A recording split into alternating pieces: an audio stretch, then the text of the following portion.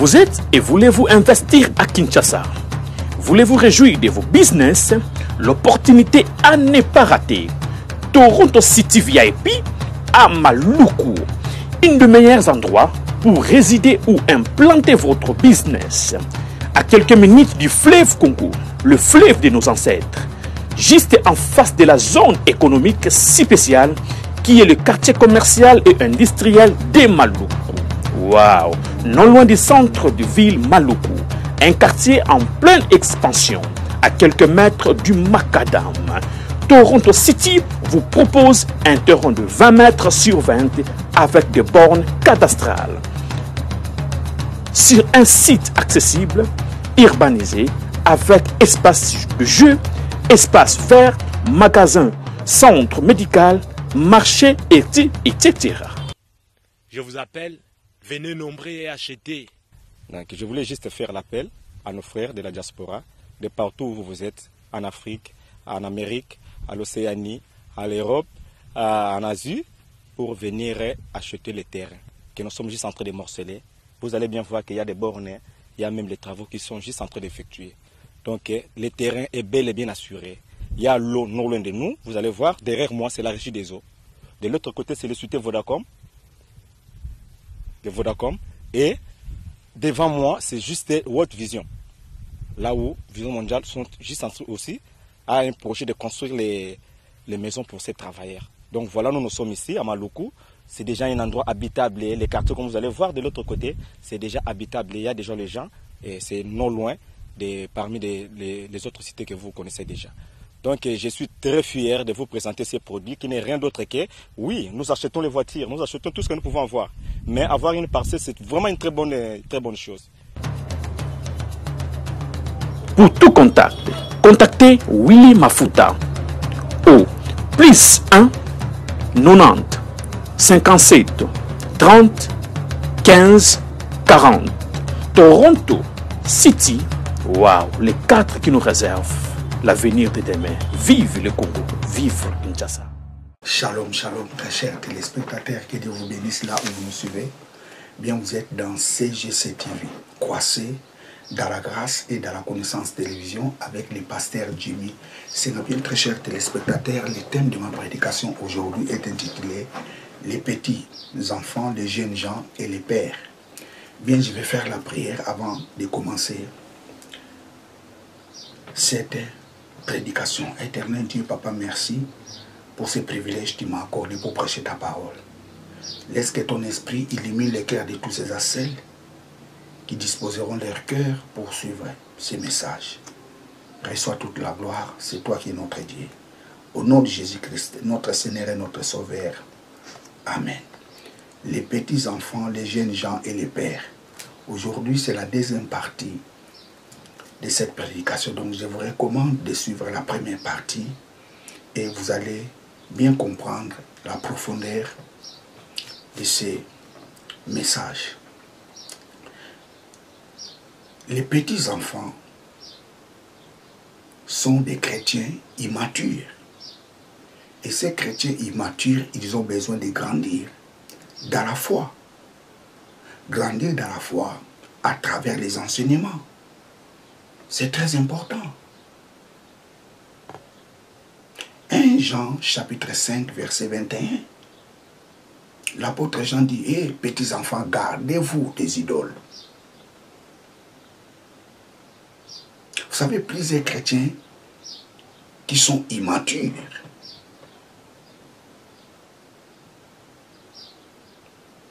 à cause des manques des vrais enseignements. Lorsqu'on n'est pas bien enseigné, tu ne grandiras jamais dans la foi. Les chrétiens immatures, ils ont toujours la tendance d'abandonner la foi. Les chrétiens immatures, ils n'arrivent pas. Plusieurs chrétiens aujourd'hui, à cause de l'immaturité, ils aiment l'argent plus que Dieu. il y a des chrétiens qui sont immatures. Ils aiment la gloire de ce monde plus que Dieu. En oubliant que c'est Dieu qui donne la richesse. C'est Dieu qui élève, c'est Dieu qui bénit. Les chrétiens immatures oublient la source de leur bénédiction.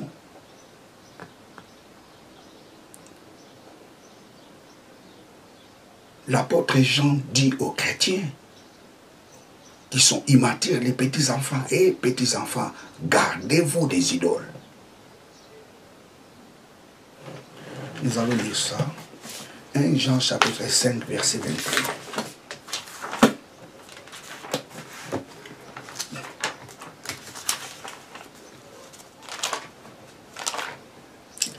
Jean 5, 21.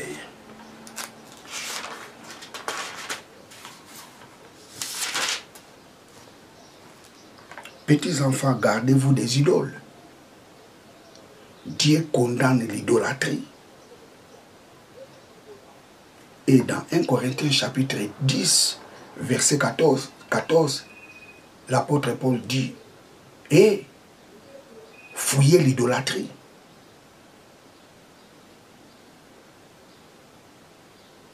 Nous devons fuir l'idolâtrie.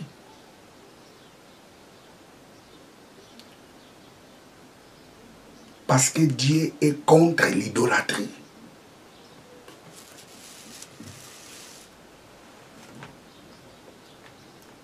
Les petits-enfants sont des chrétiens immatures. Lisons 1 Jean, chapitre 2, verset 18.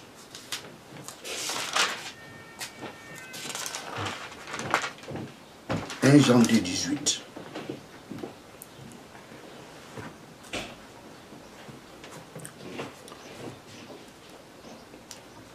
Jeunes enfants, c'est l'ère dernière comme vous avez entendu. Qu'un antichrist venait. Voici qu'il y a maintenant plusieurs antichrists. Par là, nous reconnaissons que c'est l'ère dernière. Prenons la version Louis II ou Darby. 2 Jean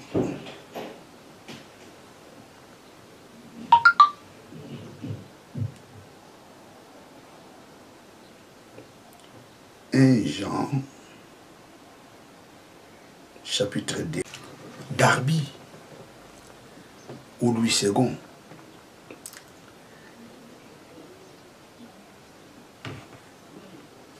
Nous avons l'épître des Jean. Prenons le verset 18. Petits enfants, c'est la dernière heure. Et comme vous avez appris qu'un antichrist vient, il y a maintenant plusieurs antichrists parmi. Il y a maintenant plusieurs antichrists.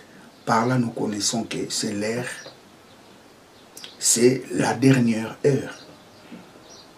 Prenons la version Darby. Petits enfants, c'est la dernière heure.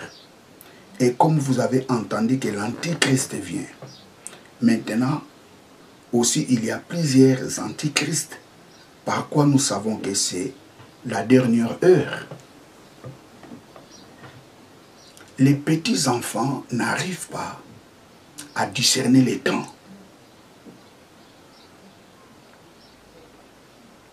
Ici, l'apôtre Jean interpelle les petits-enfants. Et petits-enfants, nous sommes dans la dernière heure. Pourquoi nous sommes dans la dernière heure? Parce qu'il y a déjà la présence des antichrists. Qui est un antichrist? Un antichrist, c'est un adversaire de Dieu. Un antichrist, c'est quelqu'un qui s'oppose à Christ. Lisons toujours l'épître des Jean, Prenons le verset 22. 1 Jean 2, 22. Qui est menteur, sinon celui qui nie Jésus et le Christ? Celui-là est l'antichrist, qui nie le Père et le Fils. Un antichrist est celui qui nie que Jésus-Christ et le Christ. Un antichrist est celui qui nie le Père. Toute personne qui dit que Jésus-Christ n'est pas le Christ, toute personne qui dit que Dieu n'est pas le Père et Jésus-Christ n'est pas le Fils de Dieu, la Bible nous dit que c'est un antichrist. Aujourd'hui, il y a plusieurs antichrists. Et la Bible nous dit, nous sommes dans la dernière ère où il y a la présence des antichrists. Les gens qui nient Jésus-Christ et le Christ, les gens qui nient les Fils et les Pères. Vous savez, il y a des gens qui disent que non, Jésus-Christ n'est pas le Fils de Dieu. Il y a des gens qui disent que non, Dieu le Père n'existe pas, il y a seulement Dieu. Dieu le Père n'existe pas. Il n'y a pas le Fils, il n'y a pas le Père. La Bible nous dit que ce sont les antichrists. Et c'est là qui nous démontre que nous sommes au temps de la fin. Lisons encore. Descendons jusqu'au verset 23. Quiconque nie le Fils n'a pas non plus le Père. Quiconque confesse le Fils a aussi le Père.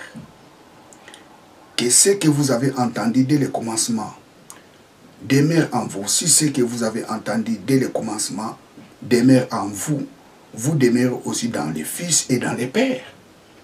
Celui qui nie le Père, celui qui nie le Fils, il est antichrist.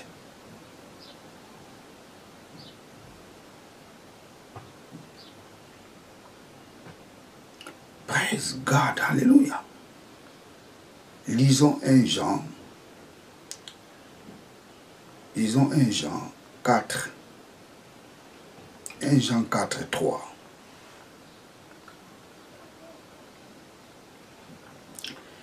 Et tout esprit qui ne confesse pas Jésus n'est pas de Dieu. Et celui de l'Antichrist dont vous avez appris l'avenir et qui maintenant est déjà dans le monde. L'Antichrist est déjà dans le monde. Un Antichrist est celui qui nie.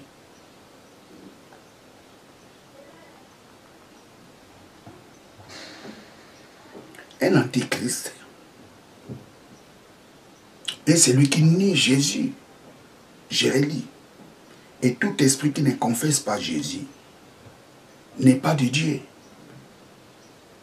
C'est celui de l'Antichrist. Toute personne qui ne confesse pas Jésus, toute personne qui boycotte Jésus, toute personne qui insulte Jésus,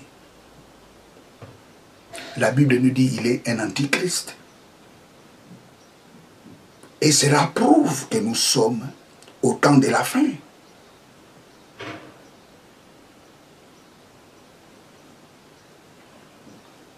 Praise God, alléluia. Nous sommes au temps de la fin. Ça, c'est l'apôtre Jean qui dit aux petits-enfants. Et attention, nous sommes au temps de la fin. Pourquoi nous sommes au temps de la fin? Parce qu'il y a la présence de l'Antichrist. Des gens qui s'opposent à Christ. Les gens qui nient Jésus-Christ est Fils de Dieu. Les gens qui nient les pères. La Bible nous dit que ce sont des antichrists.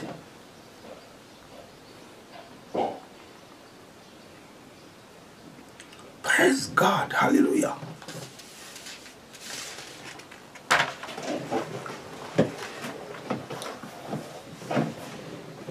Les petits enfants, ils ont besoin de grandir dans la foi.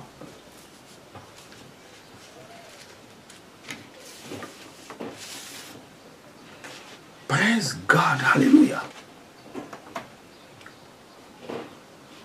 Alors parlons maintenant les jeunes gens. Qui sont les jeunes gens? Les jeunes gens sont des enfants de Dieu qui grandissent dans la foi. Les petits enfants sont ceux-là qui viennent d'accepter Jésus-Christ et ceux-là qui n'arrivent pas de grandir dans la foi. Ce sont des petits enfants. Mais les jeunes gens sont des enfants qui commencent à grandir dans la foi. 1 Jean 2, 14. L'épître de Jean, chapitre... Première épître de Jean, chapitre 2, verset 14. Première épître de Jean, chapitre 2, verset 14. Première épître de Jean, chapitre 2, verset 14. Je vous écris, Père, parce que vous avez connu celui qui est dès le commencement. Je vous écris, jeunes gens, parce que vous êtes forts et que la parole de Dieu demeure en vous et que vous avez vaincu les malins. Praise God, alléluia. Je vous écris, jeunes gens, parce que vous êtes forts. Pourquoi vous êtes forts? Parce que la parole de Dieu demeure en vous. Et vous avez vaincu les malins. Jérémie. Première épître de Jean, chapitre 2, verset 14. Je vous écris, Père, parce que vous avez connu celui qui est dès le commencement. Je vous écris, jeunes gens. Les jeunes gens sont les chrétiens là qui commencent à grandir. Les jeunes gens sont des chrétiens qui grandissent dans la foi. Je vous écris. Je vous écris, jeunes gens, parce que vous êtes forts. Parce que la parole de Dieu demeure en vous. Et que vous avez vaincu les malins. Je vous écris, jeunes gens, parce que vous êtes forts. Pourquoi vous êtes forts? Parce que la parole de Dieu demeure en vous et vous avez vaincu les malins.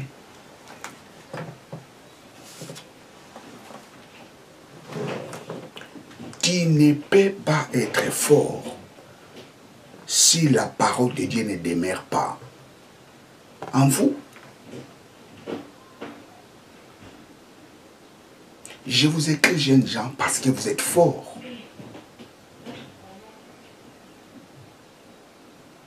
Pourquoi vous êtes forts? Parce que la parole de Dieu demeure en vous. Tu ne peux pas être fort si la parole de Dieu ne demeure pas en vous. Les jeunes gens sont ceux-là qui commencent à grandir dans la foi. Les jeunes gens sont ceux-là dont la parole de Dieu demeure en eux. Ce qui n'est pas le cas pour les petits-enfants.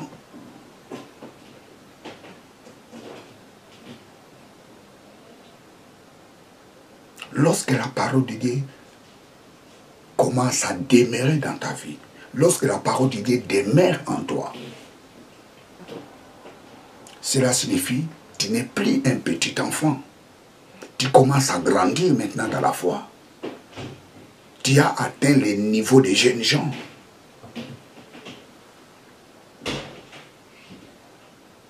Lorsque la parole de Dieu demeure en toi, cela signifie tout simplement que tu es devenu un homme fort.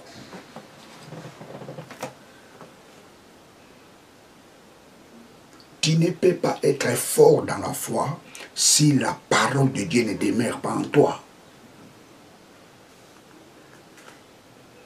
Je vous écris jeunes. Gens, parce que vous êtes forts.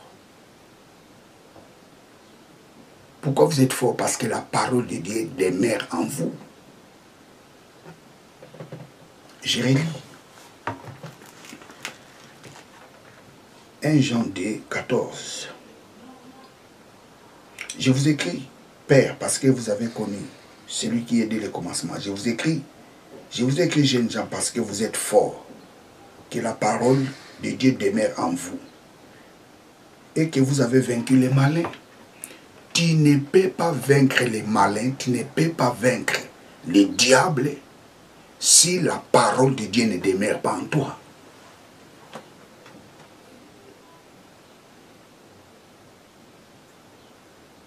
Tu as besoin d'aller dans une bonne église.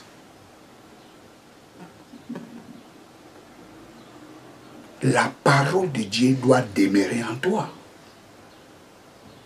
Si la parole de Dieu ne demeure pas en toi, tu iras des églises en église. Tu seras toujours derrière les pasteurs. Tu seras toujours derrière les prophètes. Faites en sorte que la parole de Dieu demeure en toi. Je vous écris, jeunes gens. Vous êtes forts. Parce que la parole de Dieu demeure en vous et vous avez vaincu le malin. Tu ne peux pas vaincre le diable si la parole de Dieu ne demeure pas en vous.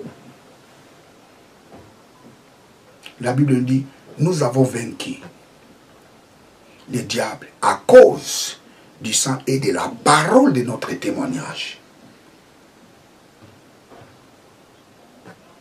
Praise God, alléluia. Lorsque la parole de Dieu demeure en toi, cela signifie tout simplement que tu es devenu un homme fort. Lorsque la parole de Dieu demeure en toi, cela signifie tout simplement que tu as vaincu le diable.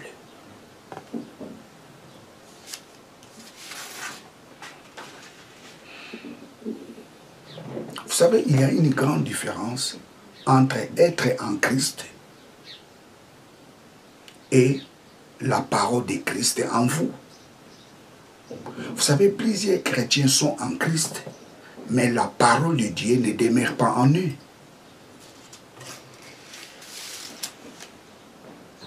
C'est différent. Être en Christ et la parole de Christ en vous. Jean chapitre 15, verset 7.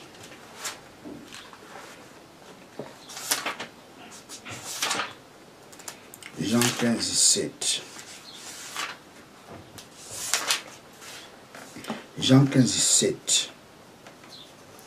Si vous demeurez en moi et que mes paroles demeurent en vous, demandez tout ce que vous voudriez et cela vous sera accordé. Si vous demeurez en moi et que mes paroles demeurent en vous. Vous savez, plusieurs chrétiens sont en Christ, mais la parole de Christ ne sont pas en eux. Si vous demeurez en moi et que mes paroles demeurent en vous,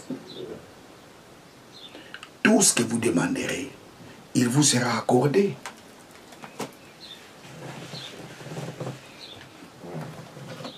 Je vous écris, jeunes gens, vous êtes forts. Pourquoi? Parce que la parole de Dieu demeure en vous et vous avez vaincu les malins. Tu as besoin que la parole de Dieu demeure en vous. Et Jésus-Christ dit, si mes paroles demeurent en vous, demandez tout ce que vous voudrez. Il vous sera accordé. Vous savez les mots accordés dans Jean chapitre 15, verset 7, n'a pas été bien traduit. Demandez tout ce que vous voudrez, il vous sera accordé. Non. Le mot grec qui est là-bas, c'est le verbe. Ce mot-là vient du verbe genao.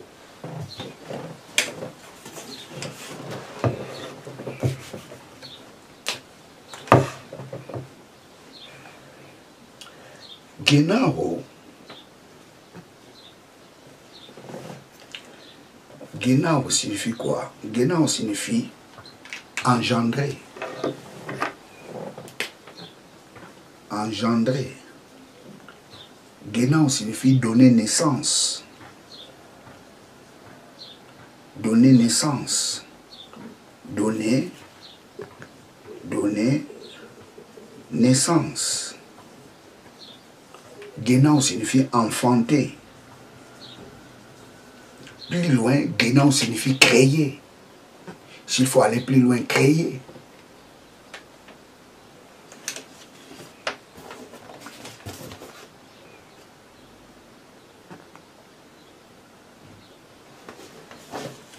Si vous demeurez à moi et que mes paroles demeurent en vous, demandez tout ce que vous voudriez. Il vous sera genestai. Genestai vient du verbe genao. Genao signifie engendrer, donner naissance, enfanter. Demandez tout ce que vous voudriez, il vous sera genao. Ça signifie ça viendra à l'existence.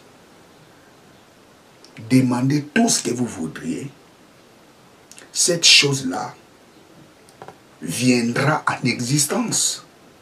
Ça signifie que si la parole de Dieu demeure en vous, tu deviens comme Dieu.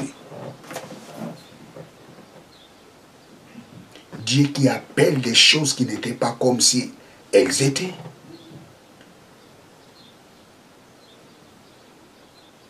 Si la parole de Dieu demeure en vous, tout ce que vous demanderez viendra à l'existence. C'est ça la meilleure traduction. Ce n'est pas dit tout ce que vous demanderez, il vous sera accordé, non. Tout ce que vous demanderez viendra à l'existence. Si tu demandes à la prospérité de venir dans ta vie, la prospérité viendra dans ta vie. Si tu demandes à la guérison de venir dans ta vie, la guérison viendra dans ta vie. Demandez tout ce que vous voudriez. Cela viendra en existence. Ça signifie que ça sera créé. Lorsque la parole de Dieu demeure en vous,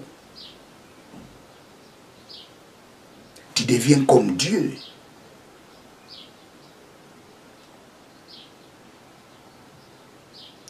Demeurez en moi. Jésus-Christ dit, si vous demeurez en moi et que mes paroles demeurent en vous, demandez tout ce que vous voudriez. Tu as besoin d'avoir les enfants. Tu as besoin de la guérison. Tu as besoin d'un changement radical dans ta vie. Faites en sorte que la parole de Dieu demeure en vous. Et si la parole de Dieu demeure en vous, tout ce que vous allez demander viendra à l'existence.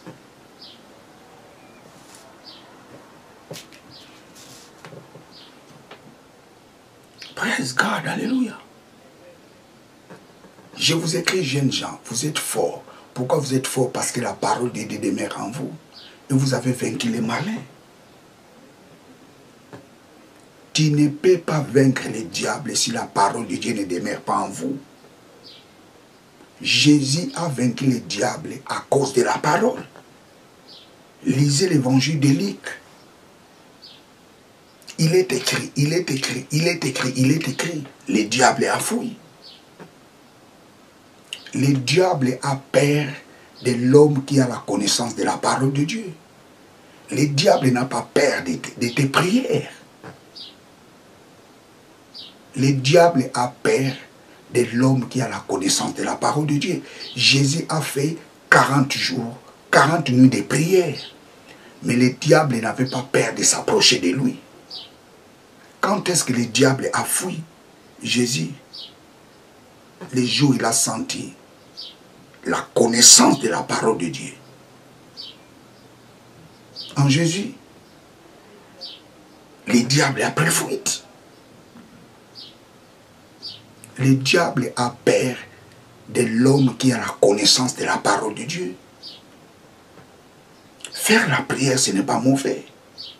Mais ta prière doit dégager la connaissance de la parole de Dieu. Tu dois grandir dans la connaissance. Tu ne peux pas être toujours petit enfant. Tu dois grandir dans le niveau des jeunes gens. Faites en sorte que la parole de Dieu demeure en vous. Et lorsque la parole de Dieu demeure en vous, tu es fort. Et tu es plus que vainqueur. Je vous écris, jeunes gens, vous êtes forts. Vous avez vaincu le diable.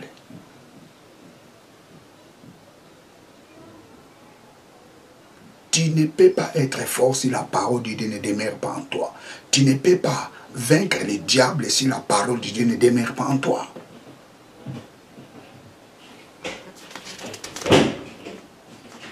Parmi les armes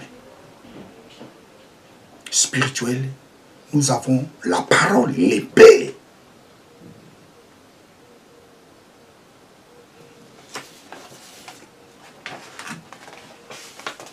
Alors, comment faire pour que la parole de Dieu demeure en vous? Lisons Jean chapitre 14. Jean chapitre 14. Jean 14, 23. Jésus lui répondit, si quelqu'un m'aime, il gardera ma parole. Et mon Père l'aimera. Nous viendrons vers lui et nous ferons notre demeure chez lui. La seule façon qui fera que la parole de Dieu soit gardée en vous, ou la seule façon qui te fera que la parole de Dieu demeure en vous, la première chose, tu dois aimer Jésus. Tu ne peux pas haïr Jésus et que ses paroles puissent demeurer en vous. Non. La seule façon qui te dira de garder la parole de Dieu en toi, tu dois aimer Jésus. Et si tu aimes Jésus, la Bible nous dit, lui et le Père viendront habiter en vous. Lorsque le Père et Jésus-Christ habitent en vous, je te dis, tu deviens un homme surnaturel.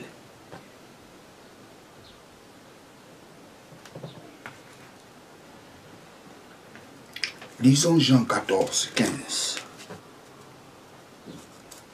Si vous m'aimez, vous garderez mes commandements. Si vous m'aimez, vous garderez mes commandements. Les commandements de Jésus, c'est sa parole.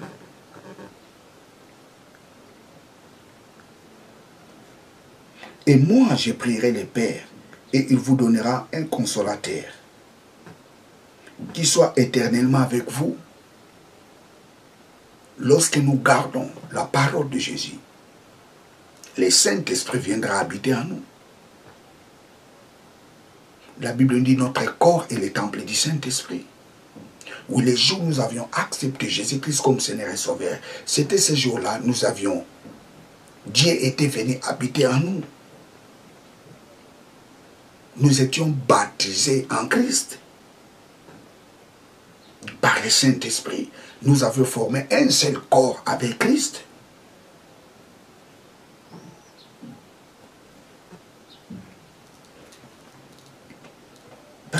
Si vous m'aimez, vous garderez mes commandements. Si vous m'aimez, vous garderez mes commandements. Verset 21. Celui qui a mes commandements et qui les garde, c'est celui qui m'aime. Celui qui garde la parole de Dieu, celui qui garde la parole de Jésus, c'est celui-là qui aime Dieu. Le verset 23. Jésus lui répondit, si quelqu'un m'aime, il gardera ma parole. Tous les gens qui n'arrivent pas à garder la parole de Dieu dans leur vie, ces gens-là n'aiment pas Jésus. La seule façon qui prouve, qui démontre que celle-ci, celui-ci ou celle-là aime Jésus, cette personne doit garder la parole de Jésus. Un chrétien qui n'a pas la connaissance de la parole de Dieu, ce chrétien-là est un peu douté. Tu ne peux pas aimer Jésus sans pourtant garder sa parole. Celui qui aime Jésus doit aussi garder sa parole.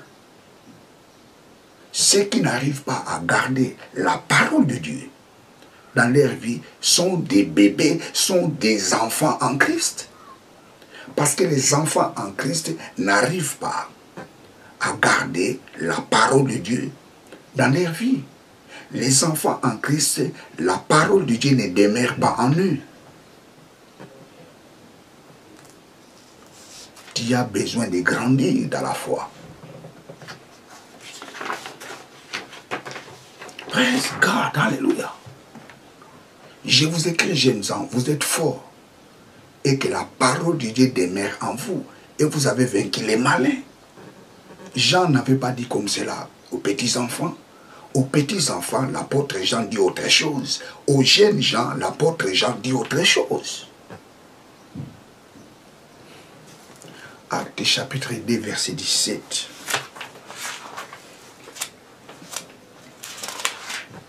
Acte 2, 17.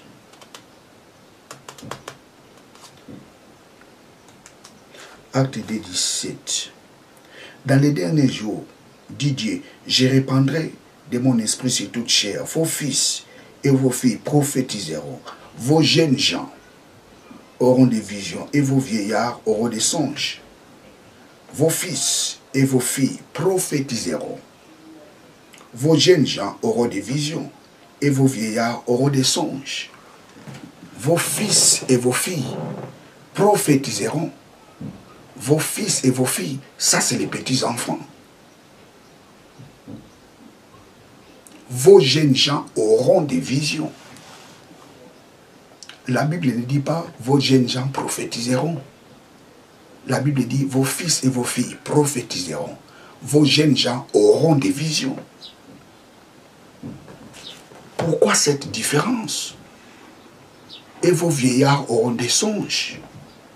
Nous avons la prophétie, la vision, les songes. Pourquoi les fils et les filles prophétiseront? Ça, c'est le niveau spirituel des enfants en Christ. Vous savez, il y a des gens, lorsqu'ils commencent à prophétiser, ils commencent à croire comme si ils dépassent tout le monde. Non, la prophétie, c'est le niveau des enfants en Christ. La prophétie, c'est le niveau des enfants en Christ. La prophétie, c'est le niveau des petits-enfants.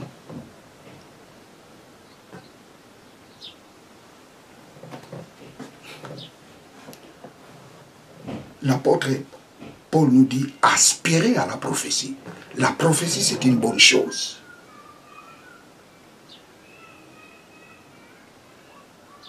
Mais c'est classé dans le niveau des enfants en Christ.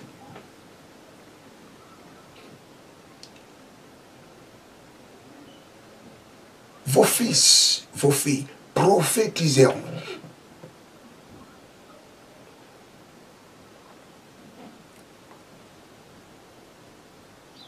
Quelqu'un qui accepte Jésus-Christ comme Seigneur et Sauveur aujourd'hui, il peut aussi prophétiser. L'onction prophétique peut le saisir, il peut prophétiser. Souvenez-vous des rois Saoul. L'Esprit de l'Éternel avait saisi et il a prophétisé.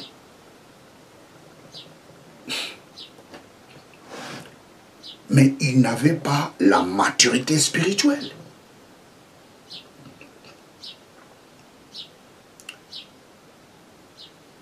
Praise God, alléluia. Mais la Bible dit, vos jeunes gens auront des visions. La vision est pour les gens qui ont grandi dans la foi. Lorsque tu commences à grandir dans la foi,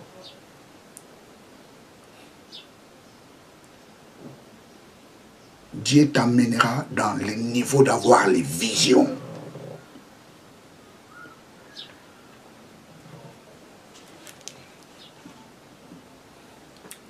savez les mots vision. En hébreu, nous avons plusieurs sortes de visions en hébreu. Nous avons plusieurs sortes de visions en hébreu. Nous avons la vision qu'on appelle Kazon. Kazon en hébreu, c'est la vision. Et nous avons plusieurs sortes de visions en hébreu. Nous avons Kazon. Kazon.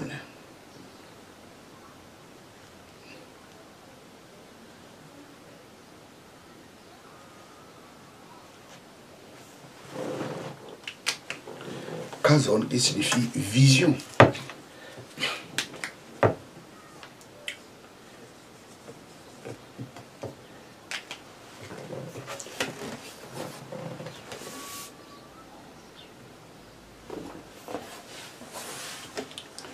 Nous avons encore une autre vision qu'on appelle Mara. Mara signifie aussi la vision.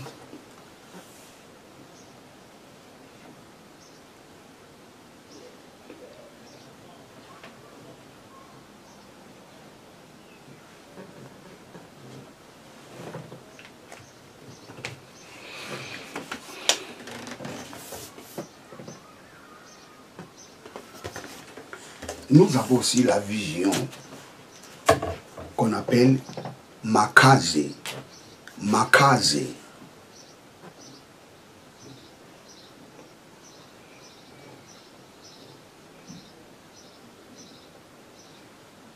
Makaze.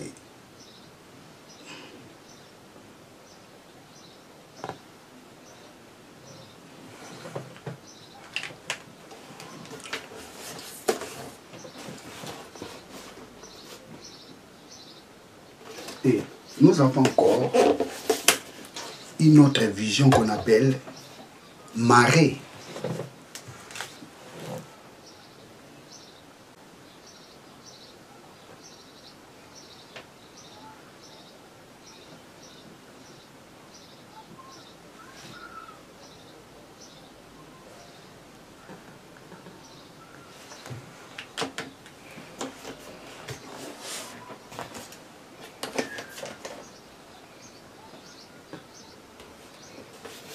Tout ça, ce sont des visions.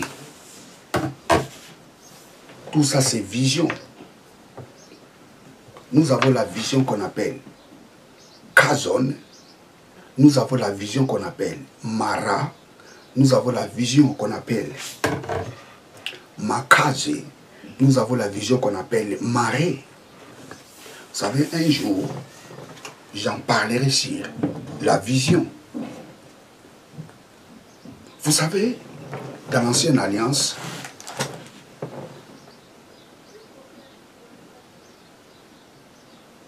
Dieu parlait dans plusieurs manières à travers les prophètes. Tous les prophètes ne recevaient pas la même type de vision.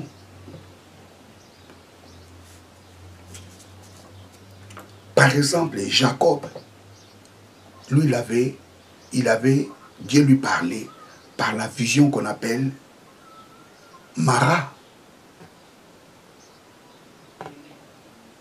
Mais Abraham, Dieu ne lui parlait pas par Mara. Dieu parlait à Abraham par la vision qu'on appelle Makaze. Un jour, j'en parlerai.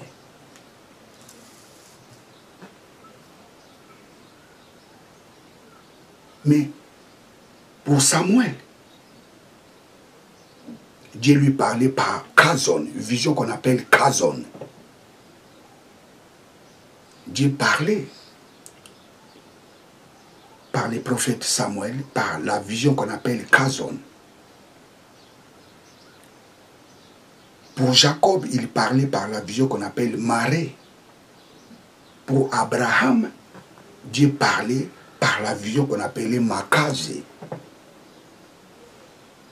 Mais pour Moïse, Dieu parlait par la vision qu'on appelle marée. Marée, c'est la haute degré de la vision. Parce que Dieu parlait à Moïse comme quelqu'un qui parle avec un homme. Moïse voyait la présence de Dieu.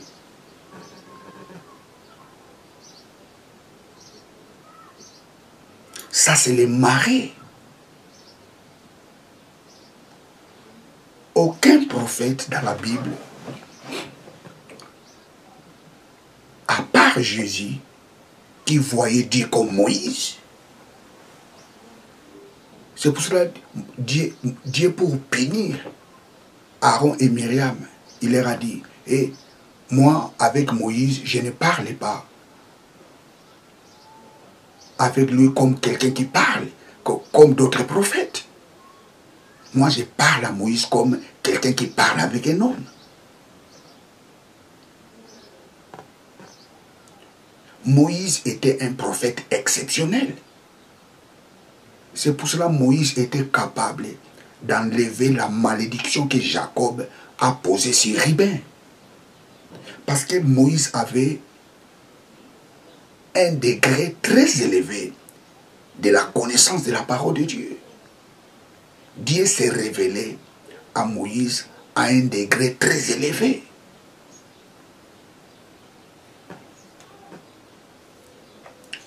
Dieu parlait à Moïse par la vision qu'on appelle marée. Ça signifie Moïse voyait la présence de Dieu.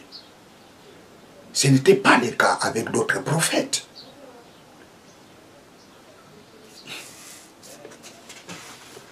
Un jour, j'en parlerai sur la vision. J'en parlerai en profondeur. Les jeunes gens auront des visions. La vision est pour les gens qui commencent à grandir dans la foi.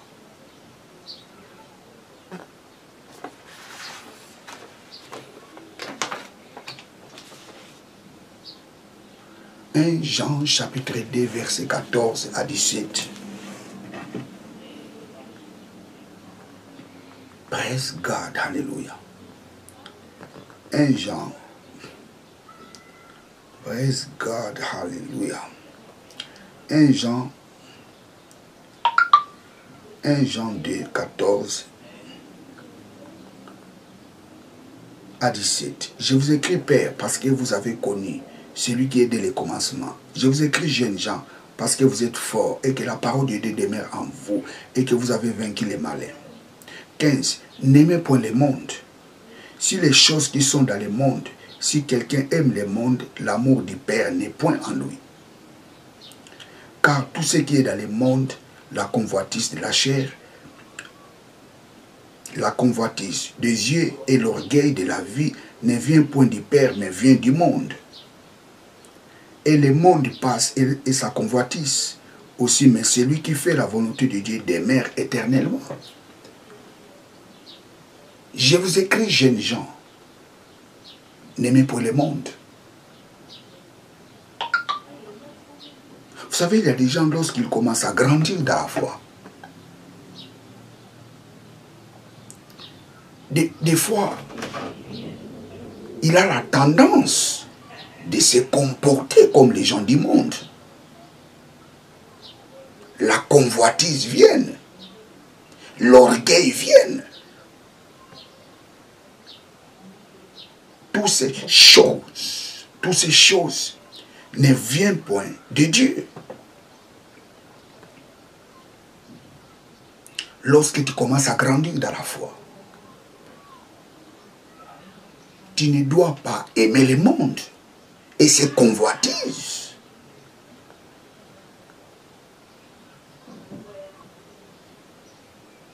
Les choses qui se passent dans ce monde.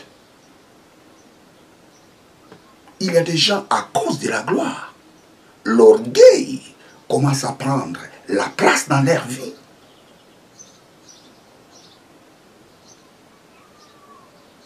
Or, lorsque quelqu'un atteint le niveau de l'orgueil, il devient l'ennemi de Dieu parce que Dieu résiste aux orgueilleux.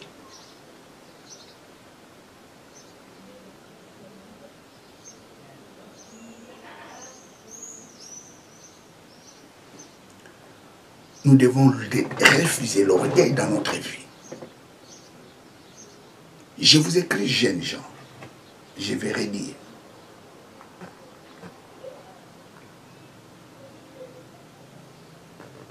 Commençons verset 14.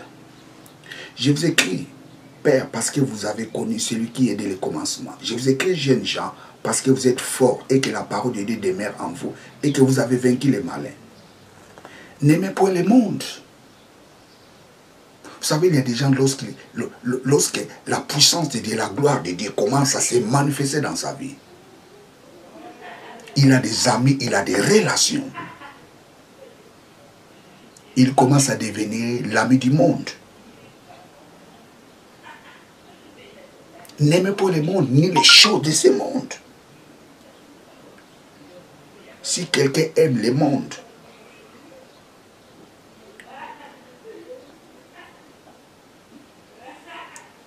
l'amour du Père n'est point en lui.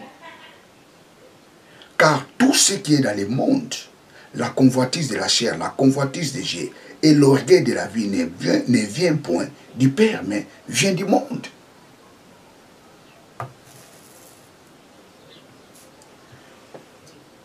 Et le monde passe et sa convoitise aussi, mais celui qui fait la volonté de Dieu demeure éternellement.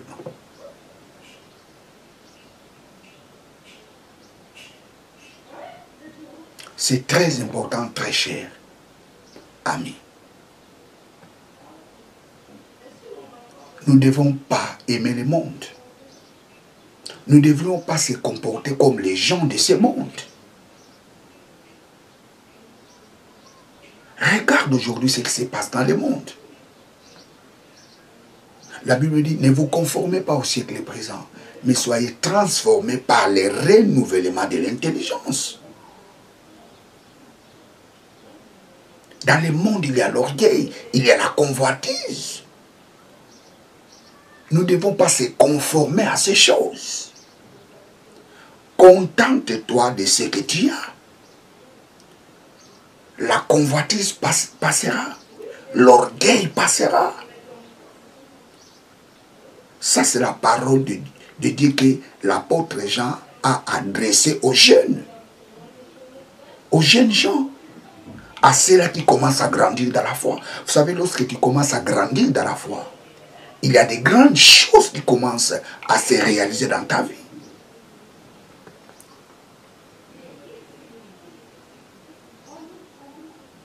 Et tu dois bien se contenir. De peur que tu risques de retourner dans le monde.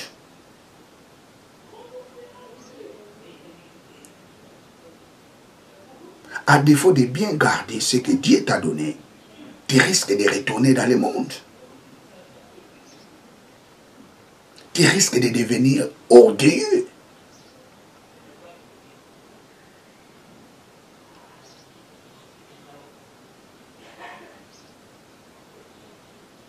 Praise God, alléluia. Celui qui aime le monde, l'amour du Père n'est pas en lui. Et celui qui fait la volonté de Dieu demeure éternellement. Tu veux être l'homme de tous les temps. Tu dois faire la volonté de Dieu. Écoutez, toi, tu ne peux pas être un homme du passé. Tu dois être toujours l'homme de tout moment. Lorsque tu fais la volonté de Dieu, tu resteras toujours dans l'actualité. Fais la volonté de Dieu et tu resteras dans l'actualité. Toi, tu n'es pas un homme du passé. Tu es un homme de l'actualité. Pourquoi? Parce que tu fais la volonté de Dieu. Celui qui fait la volonté de Dieu demeure éternellement. Bien, très chers téléspectateurs, vous êtes avec le pasteur Jimmy Senga. Que ce message vous interpelle. Dieu veut que nous grandissons dans la connaissance. Ne restez pas toujours enfant. petit enfant. Non, tu dois grandir pour devenir dans la catégorie des jeunes gens. Quitte les niveaux des petits enfants. Quitte ces niveaux-là. Tu as besoin de grandir pour arriver dans les niveaux des jeunes gens. Et prochainement, je parlerai sur les pères. Dieu veut que tous soient sauvés et parviennent à la connaissance de la vérité. Abonnez-vous massivement dans cette chaîne de télévision. Partagez ces vidéos à vos amis, aux membres de vos familles. Nous avions besoin de vos soutiens dans cette chaîne. Nous avons besoin de bons appareils, caméras. Nous avons besoin de micros, cravates. Si vous voulez nous acheter cela, regardez dans l'Amazon et faites-nous ces dons-là.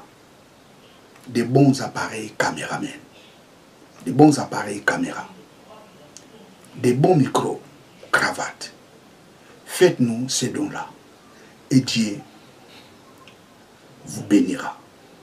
Bien, vous êtes avec le pasteur Jimmy Senga. Ciao.